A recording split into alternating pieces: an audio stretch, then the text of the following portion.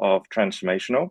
We have Dr. Chonnikarn Jira, who is head of True Digital Academy, and we have Nitin Modi, who is digital transformation leader at Deloitte, Thailand. And today our focus is really on the topic of digital transformation, which is something of a buzzword. It's talked about a lot, but today we aim to really share practical advice on the topic from our different experiences, and also looking at both the SME as well as the enterprise perspective on things. As with previous tech talks like this, if you have any questions, please drop them in the chat, and I'll be picking them up as we go. And to kick things off, may I ask each speaker to give a quick self-intro, to share about your current role and background, maybe starting with Kunbi. I'm going to say ladies first. Okay. Hi everyone. So my name is my nickname is B. So I was quick version. I was born in France actually. Studied in UK. So very attached to UK. Came back to work in Thailand like almost 23 years ago. So it's been a while. And so mostly I started my career with telcos. So I've worked with Orange in Romania, in Thailand. So I came back when Orange was launching until it became True. And then I moved on to Google and Line. So I started the Google Thailand office. I was employee number one. 4 years later, I joined Line. And after Line, I did something that people would probably regard as crazy. I joined like a very traditional business, which is Channel 3, so the TV station with actually the ambition to transform, a mainstream, a legacy media. And when I left, so I did a short stint. I stayed a year. Things didn't work out as I hoped for, but it gave me the inspiration to start my own business, which is called Transformational. And as the name suggests, I do digital transformation. Wonderful. Okay. Well, it's difficult to go after PB. I think I'm a great admirer of yours myself. So hi everyone, my name is Chonnikarn, but you just call me Fern. So I currently lead True Digital Academy, which is actually part of True Corporation, True Digital Group, and we focus on capability building for the future. So we work with organizations and individuals on kind of designing capability building programs, focusing on future skills, especially digital data and AI. And before that, I was with McKinsey and Company in Thailand for 5 or 6 years, and I focused on digital business building for the last 2 or 3 years of my stay there. So had the opportunity to work with leading corporates in launching digital businesses. And then before that, I was studying in the US. So unfortunately, not a UK student myself, but very, very happy to be here. And thank you for having me.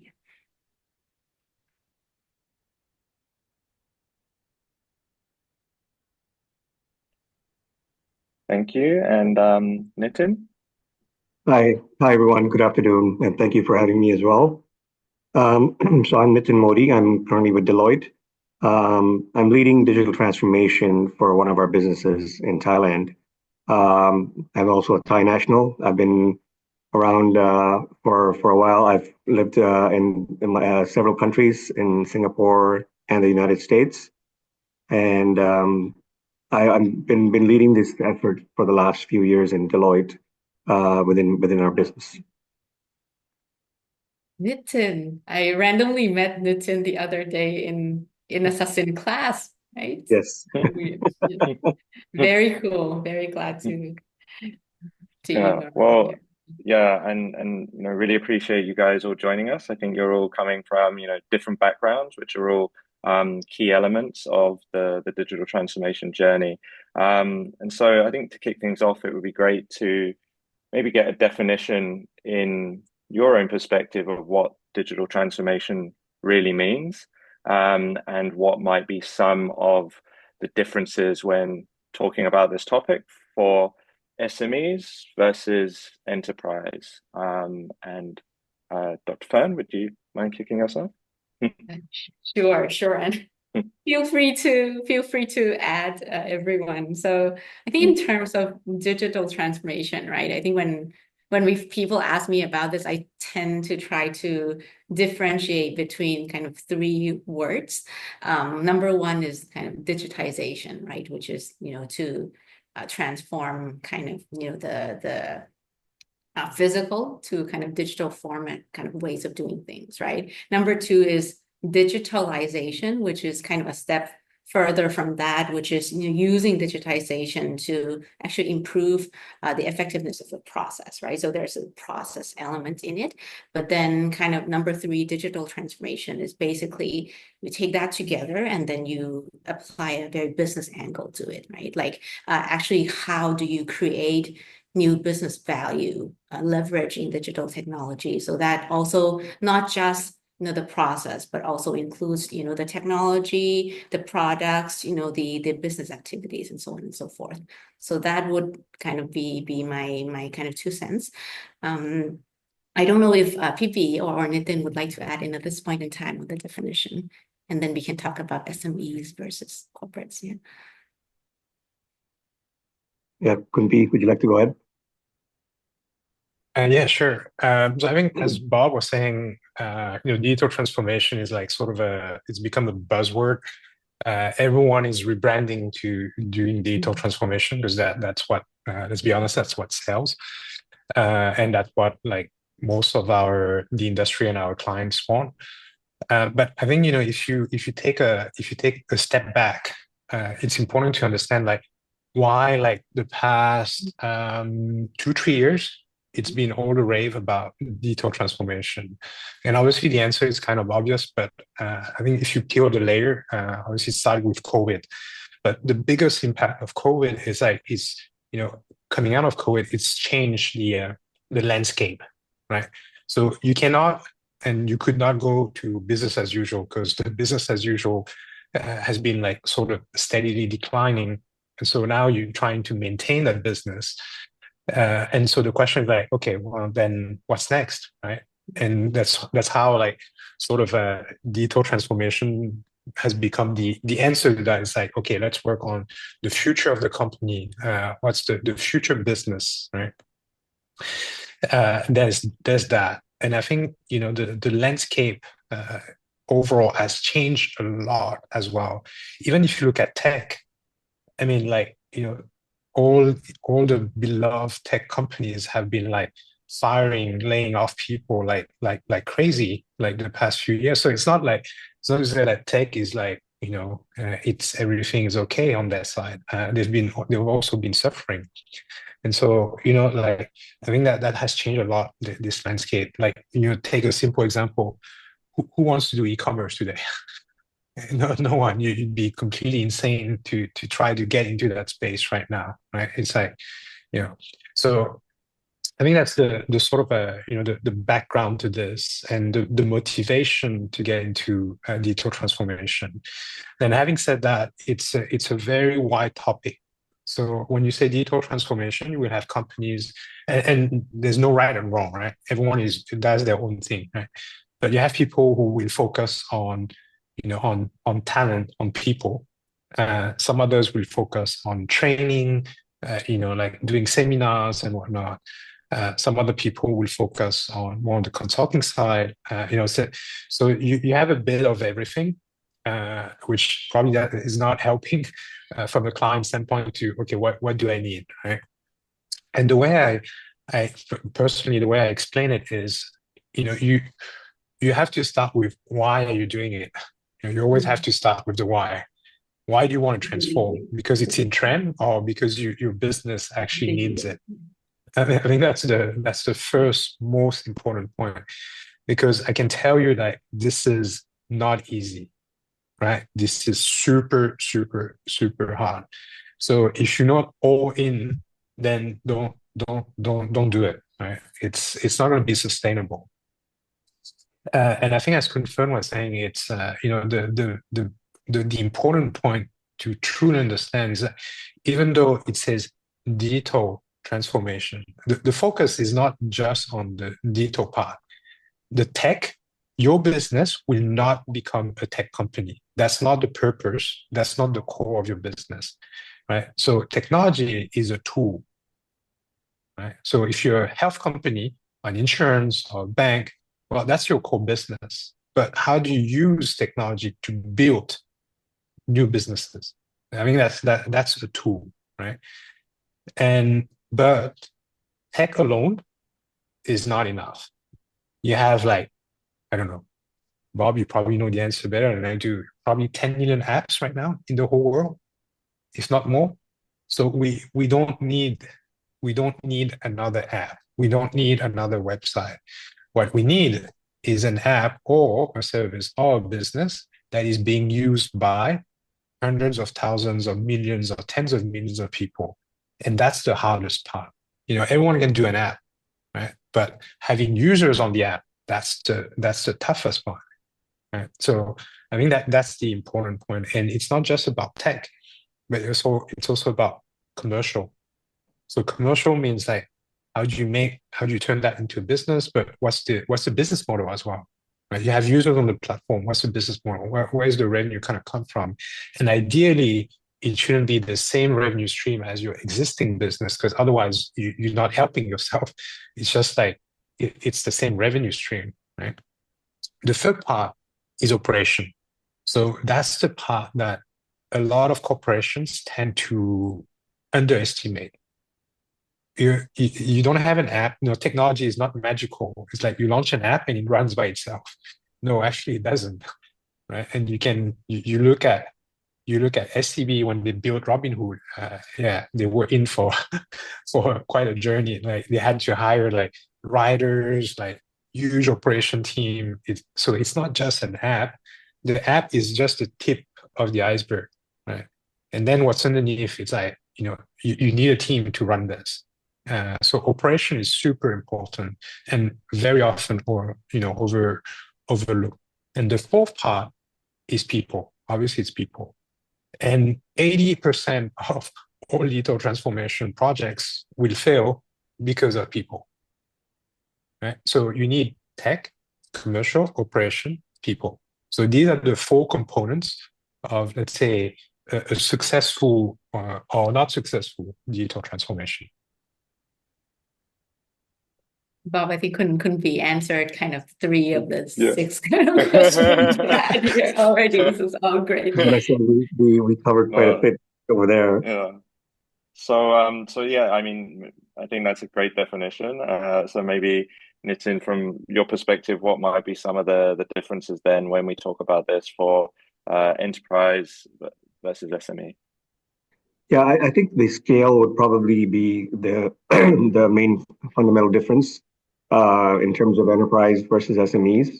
The kind of projects that enterprises go through versus SMEs. SMEs, it takes time for them to still build things out and figure out their programs. So it's generally the scale. I would say that would be the key differentiating factor.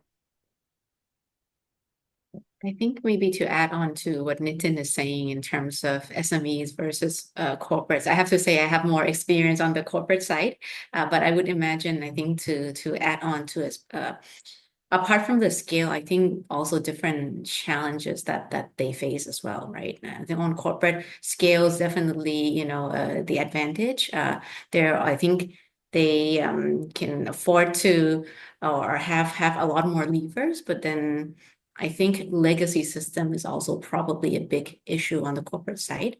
On SMEs, perhaps the challenges is more on perhaps the budget size, the ability to hold large sales get systems. So that's 2 cents I want to add. Yeah.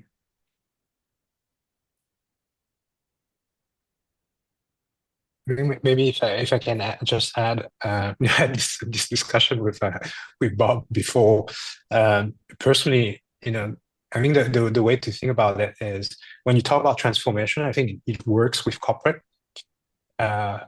it's more digital transformation. But if you're an SME, you most likely will use existing platforms to grow your business. So I think that's the difference. Is corporates will build, SMEs will use, right?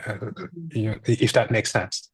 Because I mean, the level of potential investment required. I mean, we're not talking about massive investment, but I think for an SME that would be a lot more challenging, to build your own platform, to scale, the level of marketing required and whatnot. So you're better off as an SME, leveraging, the existing platforms, which a lot of SMEs are doing very successfully. Right now in Thailand, you have this wave of SMEs gearing up for an IPO. Very young people building a business on Shopee, on TikTok, on whatnot, and being very successful building a retail or beauty and cosmetic business, doing 300-400 million baht a year, which is wow, their age, very impressive. So and they've been very good at basically leveraging and utilizing, optimizing these existing platforms, using the reach that it has already, rather than trying to build something new. Yeah, I think that makes a lot of sense. And I think that's always our advice as well. I mean, we are a digital consultancy that builds, a lot of custom platforms for companies. But if an SME was to come to us, I think, or enterprise, I think the first suggestion is always, what's existing that we can use, because there's no point reinventing the wheel. Obviously, focusing efforts on the USPs, the real value creation is much more important than just rebuilding something to save cost or have, some slight customization. So fully agree with that. And I think, with the low code, no code kind of platforms that exist now as a small company, you can, unless you're really doing something unique and it's really part of the kind of value proposition of the business, I think you can achieve those things, 90% of it off the shelf. So yeah, makes a lot of sense. I think the other perspective for me would be the people side. And I think, as a company that, we've been around 14 years, we have transformed ourselves throughout that time. And, doing that with just 100+ people is already a challenge. And I think doing that at enterprise scale, change management becomes, one of the key factors. And I think that's where Kunbi was saying that, okay, people is the main reason why it would fail. And I think it's that, being able to get the alignment, the understanding, the understanding and belief in the reason why, pulling everyone in, or encouraging everyone to kind of head in the same direction. I think that is one of the big challenges. And so at least from a SME perspective, you can try a new platform. If it doesn't work, you can drop it, you can try something else. It's much more nimble to make those kind of decisions. So yeah, different kinds of challenges. So okay, I think then moving on to, what are some of the considerations or risks that a company should be thinking about as they approach their transformation? And again, let's think of that as an enterprise and then compare it to an SME. Perhaps maybe based on what I think. So PP actually set out the key kind of building blocks, if I may, of the digital transformation already, right? And so there's a tech part, there's a process part, there's a people part, there's also the commercial part. I also tend to think very similarly. So let's kind of stick with that, right? So I think in terms of kind of considerations to start, and the challenges, I think number one, at least to me, right, is strategy alignment, communicating that strategy, and then having kind of that same view across at least the management team, right? At least in Thailand, most companies tend to be quite top down. So if there's no kind of, top executive alignment on what we're doing it for, like PP was saying, I think that's kind of then we're lacking clarity, and it's very difficult to cascade down. So I think strategy alignment is definitely number one. I think for me, I work a lot with people, and definitely resonate with what PB is saying in terms of digital transformations. Most of them fail. In fact, I think over 80% of them would not kind of realize the kinds of benefits that you wanted, right? And this is mainly because of the people. It's either the siloed kind of working process, it's the culture that's immature, or actually not enough kind of change management, communication, and efforts, right? So I think those are kind of the two things there to look out for. Maybe on the technical side, I'll leave to the other, Nitin Yeah, I think to cover more on. Sure. Yeah, I think just to echo onto that, there's a key fundamental importance on defining a business case. And if that's not developed and the leadership team is not on board, then yes, you're setting yourself up for failure. And a lot of times when we talk about digital, we think it's a CIO only agenda, but it's not the CIO only agenda. It's the entire leadership and executive team, which needs to be on board. Yeah, so that's fine.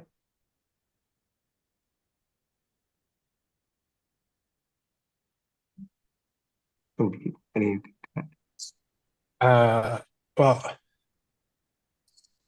I think if you identify again, if you separate SMEs and corporates, I think for SMEs, I would say I would divide them into, let's say, two buckets, right? You have, let's say, the medium-sized SMEs, and medium-sized SMEs means that they have more scale. Their revenue is probably in the hundreds of millions of baht.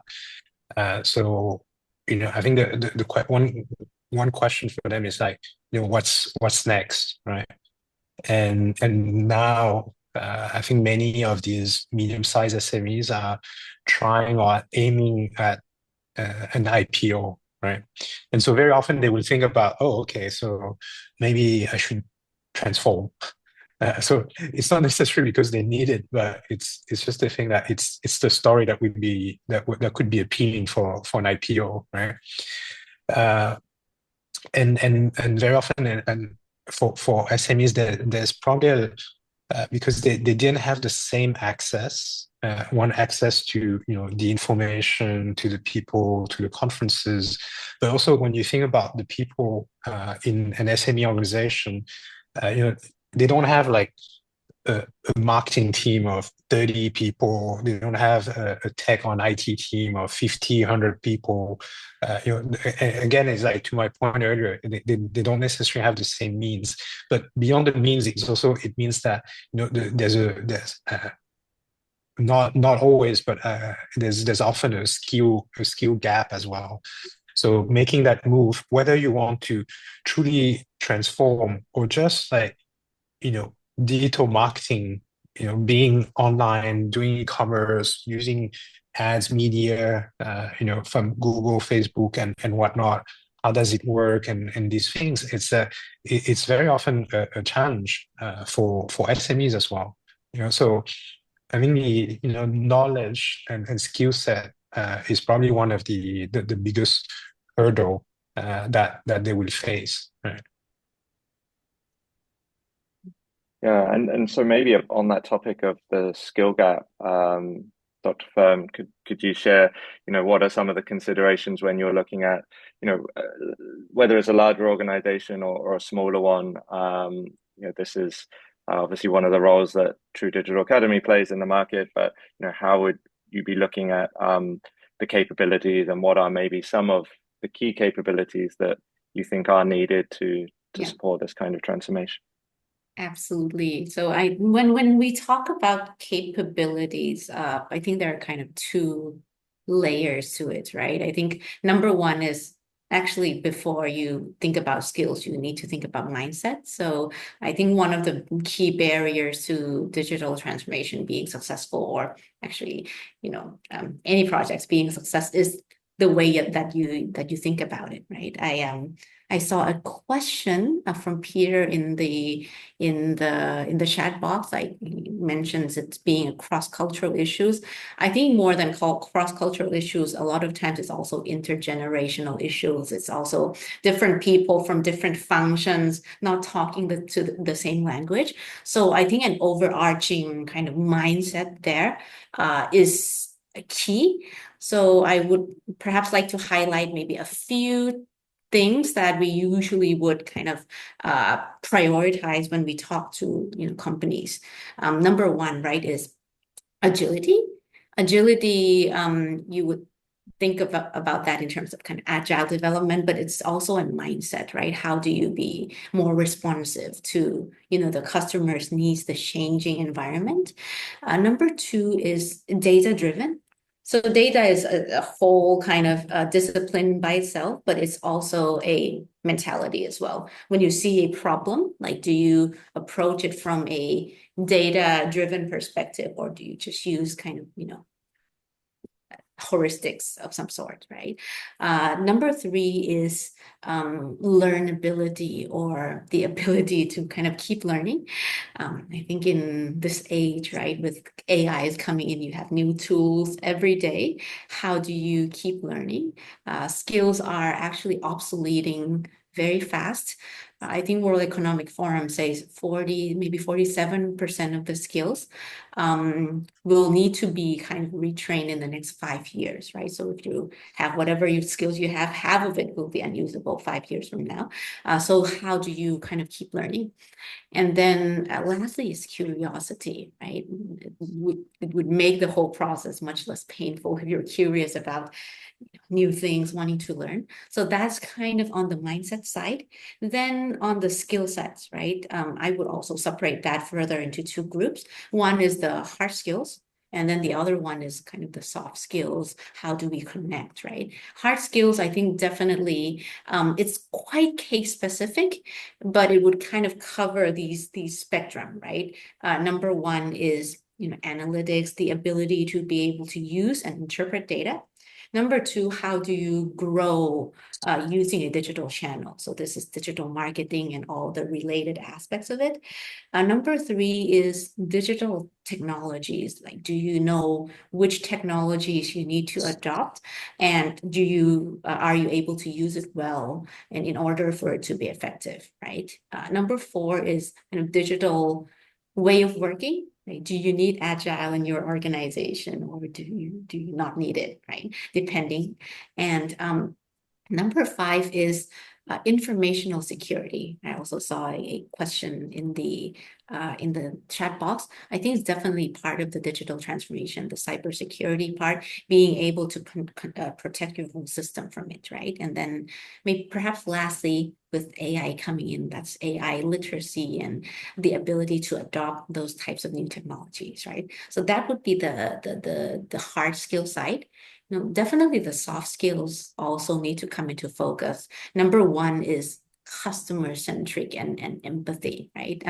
I think it's the age where you really do need to understand what your customers think like. So that types of skills is very key. Number two, still remaining in importance, is communication and collaboration. And this also is linked with the ability to do storytelling when you interpret data, right? And then I think lastly is critical thinking and perhaps problem solving, especially I think with AI. How do you evaluate? How do you know if it's right or if it's wrong? So I think that would be kind of the three groups of the mindset, the hard skills, and then the soft skills. I think that's a really good framework to look at it. So yeah, thank you for sharing that. Yeah, any other perspectives on other capabilities? I think we mentioned change management. So I think also as a large organization, there's some best practices around that. Anything else that might be missing to help with a successful transformation? Yeah, I think because I see that in the webinars, many of you are obviously non-Thais as well, and there's I think there's a point, and even for Thais, that is super important to understand specifically about Thailand. Thailand is a corporate country, right?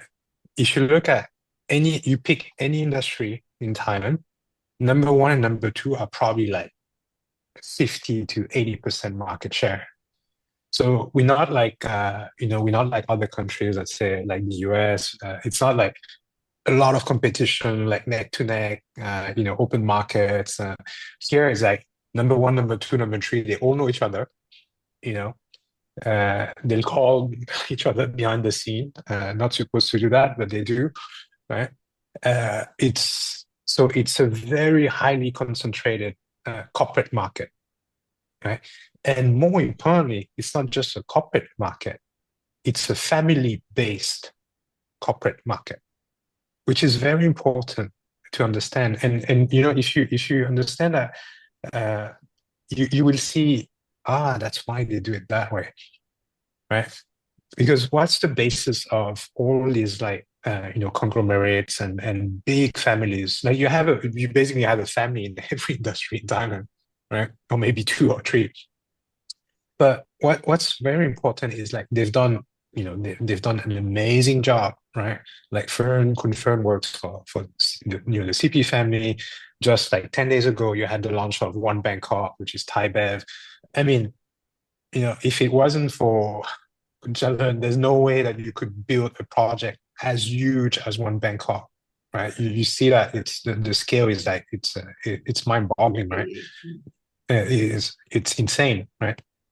So it takes the vision of sort of that the one guy at the very top, but what it creates is it creates that owner mindset, meaning that they've built a huge business from scratch for the past like 40 over years.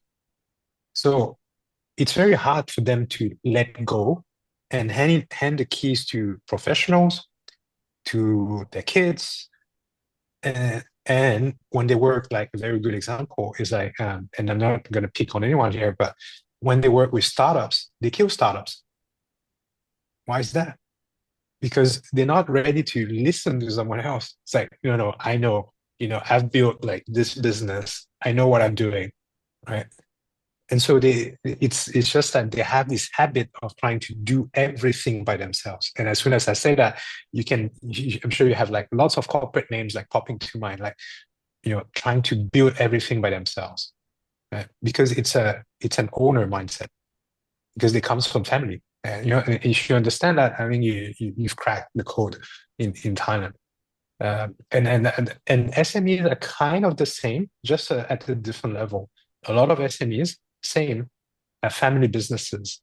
And those who want to transform are the Gen 2 or Gen 3, because their parents are like, 60, 70, 80 years old. And so, the children are supposed to step in. And so the first thing they want to do is like, okay, we're going to go like digital. And the parents are like, oh, hold on a second. And it's not just for us to go and convince them inside the family. They have to convince each other as well. So I think that's a very important point that you need to understand, which can create that barrier. Not sure it's a cultural barrier, but it's definitely a challenge that you have to overcome. Yeah, I think really good points there, and I think, as you said, the challenges of whether they would listen to a startup or someone from the outside. But I think you have the experience now of working in transformation both internally and externally. Do you see one as more effective than another, or it depends on the business? Yeah, it's funny because I come, my background is tech and whatnot, so agile and everything. It's like, I live and breathe that. And now that, in my business, Transformational, I actually focus on corporates which are family owned. Sounds crazy, right? But for very again, for if you understand the landscape, you can also try to navigate. There are pros and cons, and working with a CEO who is the owner, decision making is going to be like this. I'm going to do it. Like my first client was Siam Piwat. So Siam Paragon, Icon Siam and whatnot. So Kun Chadatip. And I can tell you, I had tea with her on a Sunday afternoon, 1 hour at Siam Paragon. At the end of the hour, said, okay, when can you start? So I was like, I didn't know what to say. I wasn't even expecting that. But he decides. If you if you interact with like a professional CEO, which nothing wrong with that, but even though it's a CEO, most likely it's going to have to go to the board. Yeah, so both, you can work with both. I can work with both, but it's just like you need to understand the differences and how it works. And I would say I like to work with family-owned business, structured family-owned businesses, because it's their money, it's their business. So if they think they're going to do it, they're going to do it.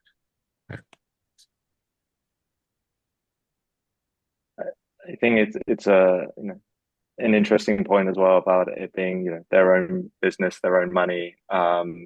Really, it's highly focused on the value they're going to get from transforming. It's not about being seen to be doing it or going through the motions. It's laser focused on the value.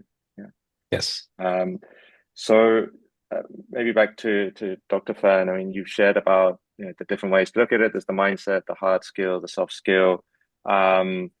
Is mindset an area that as True Digital Academy you also work on? Because that seems like the precursor to everything, but maybe one of the hardest things to shape.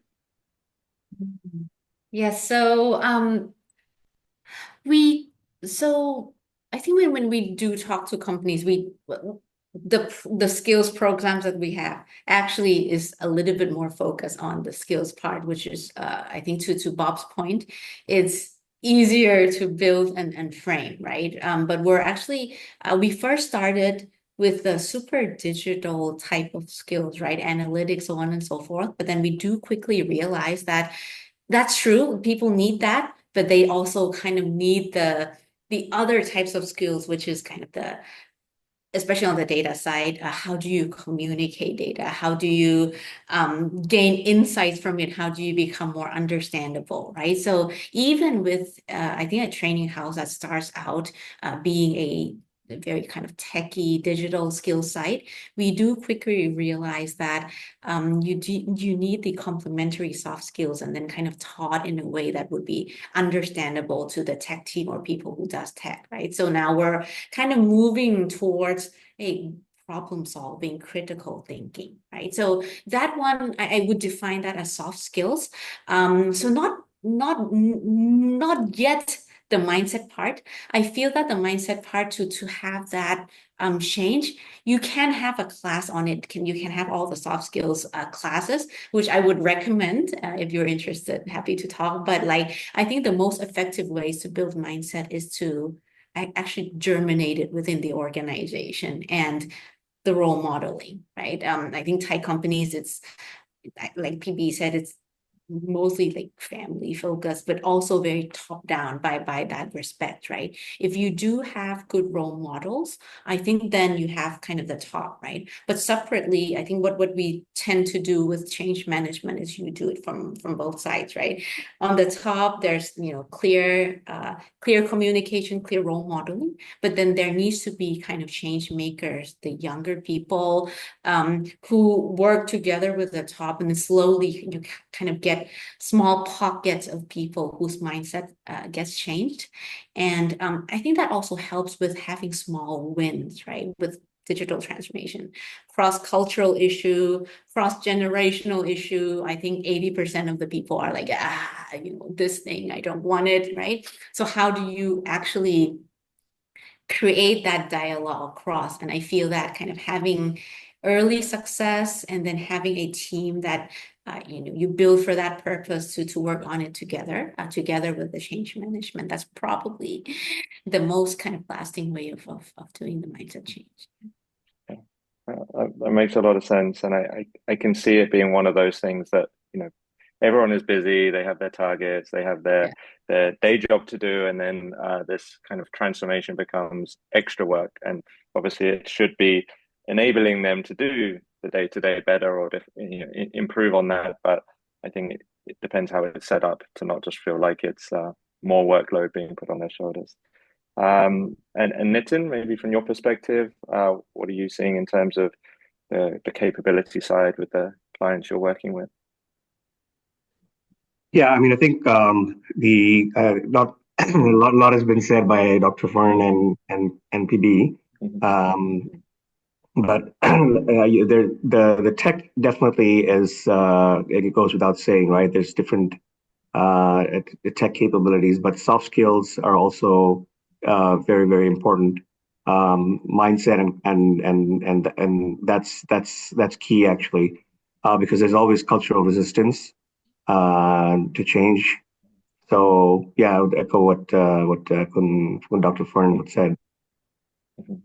Or anything about readiness. So, you're obviously coming in to provide digital transformation solutions. So what would be the kinds of things you'd be looking at with a client to know whether or not they're actually, ready to embark on that journey?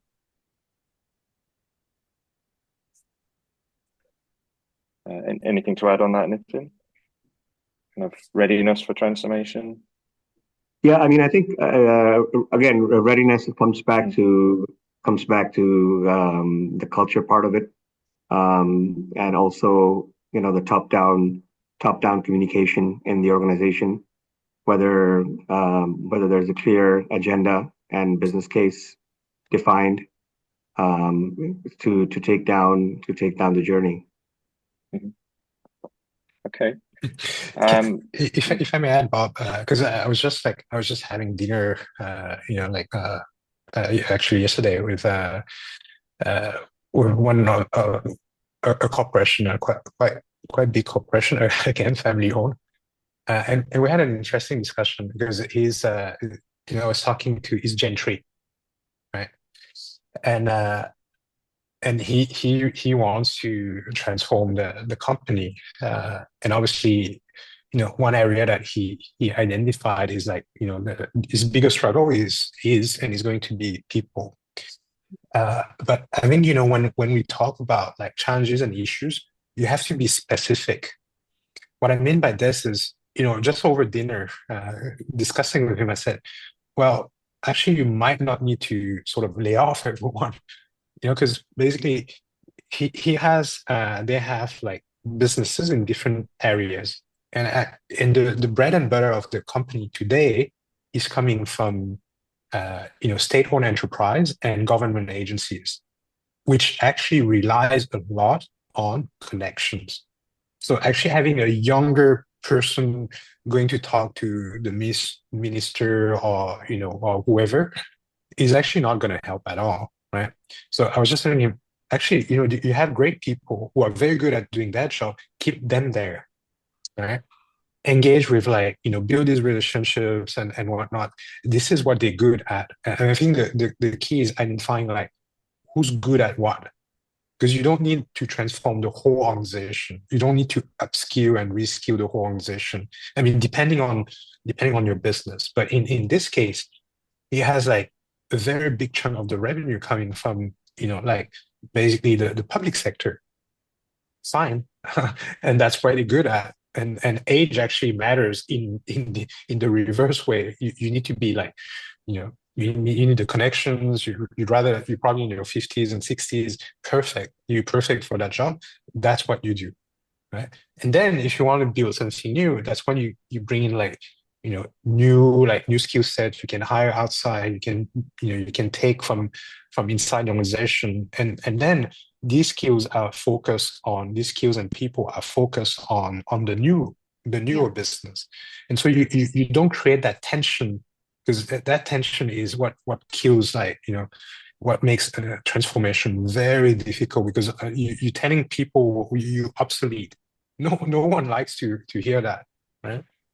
And so it's important to as an organization, from a people standpoint, you need to manage that. You need to manage the transition. I've been through that at Channel Tree, so I know you need to show them that they're good, they're relevant, they're still relevant. We still need them, right? But in a specific area, and they're happy about that because when you're 50 or 60 years old, you don't want to change. You want a soft land. You're 10 years away from retiring. Is this really the moment you want to oh, I need to upskill, reskill, and learn new skills? I'm not sure, right? So I think that's why I say you need to be very specific about where you need what kind of people on what kind of business or services. I love what PB is saying, right? And I think different I think different industries, digital transformation look also very, very different, right? And it also has implications on what kind of organizational setup that you have, right? Actually, there's a very good report from Deloitte, Nitin, that talks about kind of how industries spend in digital transformation, right? Like telco, for sure. I think banking spends a lot, and I think obviously digital transformation is a big thing. They need to change in kind of key ways, right?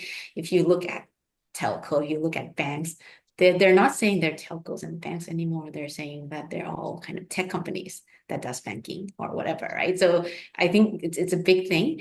Obviously, I think these organizations would actually separate out the tech arm so as not to perhaps create tension or build new types of people. Perhaps PB has kind of direct experiences with that, but you can see kind of all the big bands, all the telco, like True has True Digital, for example, right? But I think for other industries, you don't need to go that far to be able to win in the digital future. It depends on how you look at where the industry is going to be, and then how you want to compete in that, right? So I think that feeds into the readiness, Bob, that you were talking about earlier. So I think for a company that does not need that kind of degree of change, they would usually kind of have a digital transformation team, right? Or office set up, maybe sponsored by a CEO, led by maybe a C-level, and then they kind of focus all the efforts kind of there, right? Or, other companies would do kind of POCs and things like that, right? I think PB, you probably have all the, experience on different kind of scales there, but I think it looks very different for different people. So that's kind of the point I wanted to make. I mean, there's no one size fits all. That's the biggest challenge for whoever does digital transformation. There's no recipe. You do 1, 2, 3, and you're going to be successful.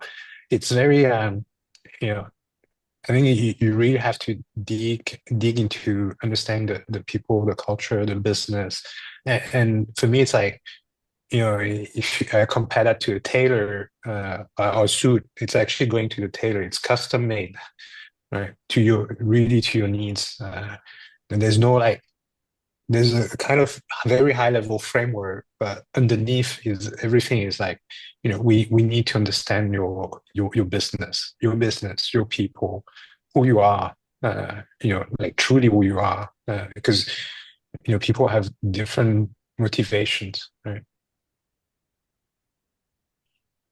Yeah.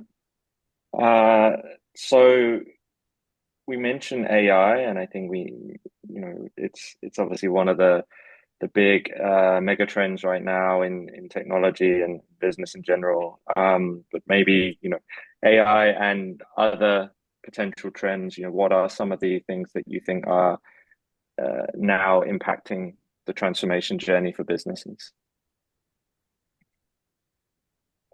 Nitin, would you like to? I think we kind of, Yeah.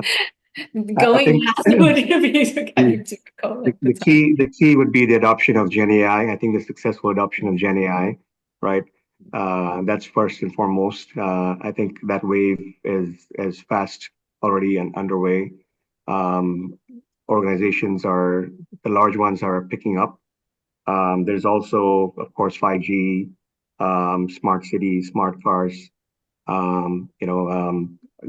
as well as ESG influencing tech. I think that's one of the other areas. One of the other areas is spatial computing. and industrial metaverse. Right, this sort of applies in the manufacturing sector, in factories, and then DevOps to DevX, right? From the developer experience perspective, this is where the talent part comes in for organizations. Yeah. I mean, just that list is, a huge number of things. And I think if we rewound 5 to 10 years when transformation first kind of started to be a hot topic, the list was probably shorter of technologies that you might need to consider. And so it almost seems like it's getting harder and harder to keep up. So I think obviously there's a lot around not just chasing every trend and really, prioritizing the things that are relevant to one's business. But something that I think is worth keeping in mind is, there was already a digital gap, like people that have digital capabilities, able to achieve more in kind of careers and life. And then, AI is extending that gap for those who don't really have the know-how and the access.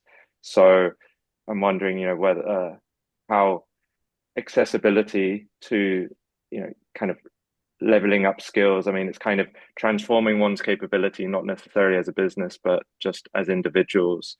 If you're an individual who is not part of a company that is training them up, what advice would you have for them for being able to stay relevant and, not have that risk of potentially, their skills becoming irrelevant a few years from now?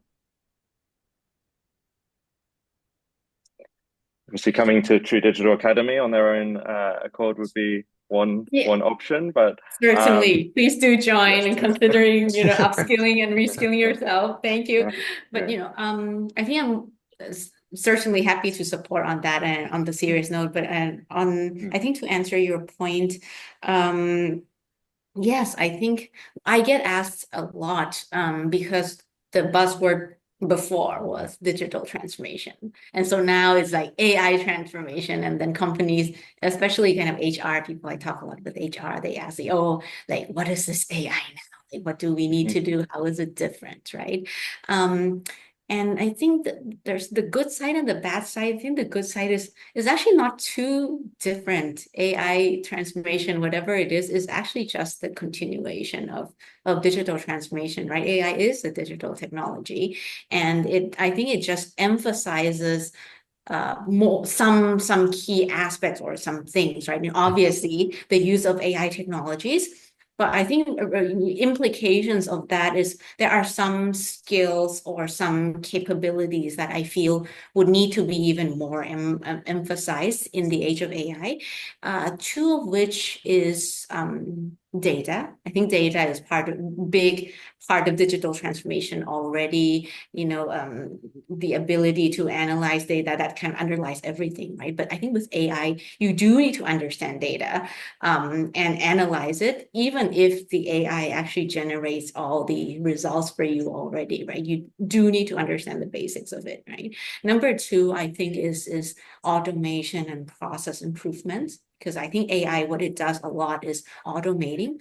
But before going to automation, I feel you need to kind of revisit whether the processes are right. So I think those are kind of the link, if you will, between AI and digital transformation. And then maybe to answer your question about how to stay relevant, I think coming back to the mindset and actually also the soft skills. If you look at, and I quote this a lot in World Economic Forum, kind of 10 top skills for the future. Technology skills is definitely part of it, right? Being literate, data analytics still going to be big, coding, no code, low code, all the kind of AI prompting. But actually, number one is analytical thinking. Number two is creative thinking. So how do you, I think staying relevant is also getting up to speed on the trends, but also maintaining your foundations, right? Do you have analytical thinking? Can you think creatively? Can you think critically? And then I think lastly is the mentality of continuous learning, curiosity, right? I don't think it's natural for everyone. Even I myself find it very tiresome actually, like tomorrow, okay, 3 new trends to learn, right? But I think curiosity helps a lot if you frame it as something that's nice to know. Oh, this is kind of very interesting. Positivity, I think, helps a lot. It makes the whole process much less painful. Thank you, Dr. Fern. So we're almost out of time. I would just like to finish by asking you each one short kind of word of advice you would give to a company that's just about to embark on their first digital transformation. Maybe starting with Nitin. Yeah, I think to have a clear ambition and vision from the top about where the organization is going needs to go. And the key another key aspect is the human element. I think a lot of it is to make sure that the people are on board and their experience is in line and they don't forget the human aspect. Thank So you. you have to take the people with you. Okay, can be. I'd say, well, you can hire me. Kidding. I'm just kidding. No, I think just to echo what I said at the beginning. Start with your why, because you're going to embark on a journey that will not. You might not be successful the first time, and it's okay. Right, but just look at it at a milestone where, okay, you take the learnings and then you know what you need to tweak so that the second launch you're successful. Right, so you just want to make sure that you are clear why you're doing it, right, and which area of the business you think will benefit the most from it. You don't need to transform the whole organization on day one. Actually, I would really advise against that. Right, it's like digital transformation is not about fixing your existing business, because your existing business will only grow like 1%, 2%, and you'd be probably super happy already, right? So it's the existing business will be only incremental, right? But the new business, you can go from like 0 to 100,000, 100 million baht, 200 million baht. That would be a huge, like 1 billion baht, and that's where you can build something like really new. So I think the purpose is more like, what can you build that is adjacent or new business that you haven't done before, but utilizing like the assets and and some of the capabilities that you have, and at the same time understanding what you're not good or what you don't have, and identifying where can that come from. And most likely it'll have to be from the outside. And you can't do it on your own. You most likely will fail. Yeah. Thank you very much. And very quickly, Dr. Fern, your final word of advice. Yeah, I think Kun PB and Nitin covered most of it. I think one more last thing to add is maybe start with small wins. Don't aim too big, but have something that everyone can celebrate on, then you go from there. Mm-hmm. Okay, but think big, start small. Yeah. Thank you very much to 3 panelists. I think some great insights. So really appreciate you joining us today, and thanks to everyone also for joining the call. And that's it for today. Thank you very much. Thank you. Thank you. Can I have a quick screenshot, please? A screenshot. Okay. Can you open the camera, please?